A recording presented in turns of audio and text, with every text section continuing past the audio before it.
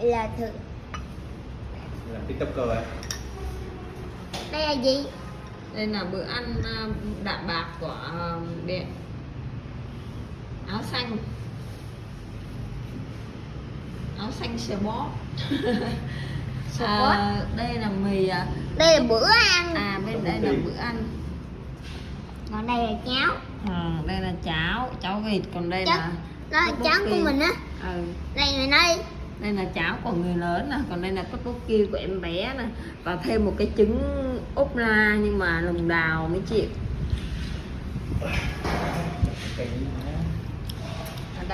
Đang rất là đói bụng rồi, ngồi ăn rất là ngon lành, cái miệng nhấp nhấp nhấp nhấp.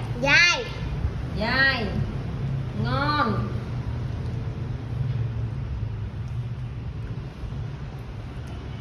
Ăn tteokbokki bạn có cảm nghĩ như thế nào? Dai ngon. Tteokbokki vị gì, có cay không? Phô mai không cay.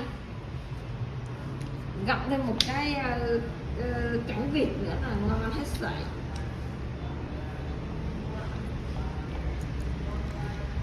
Mềm ngon béo béo.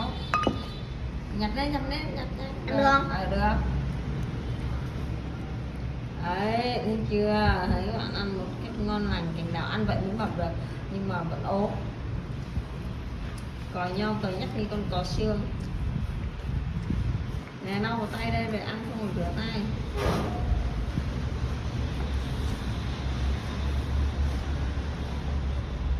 Rồi, dừng chưa? Chưa hả? Không có đủ dung lượng ấy.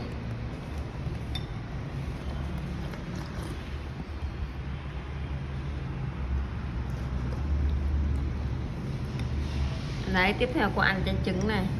Dạ. Tiếp tục theo là quả trứng lòng đào.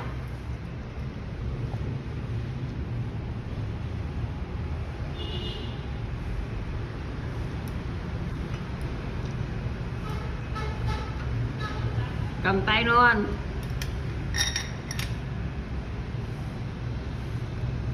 Đây là quả lòng đào. Lòng đỏ à? Lòng trắng nè.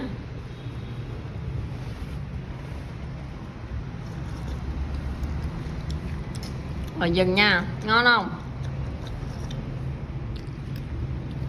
Dừng nha.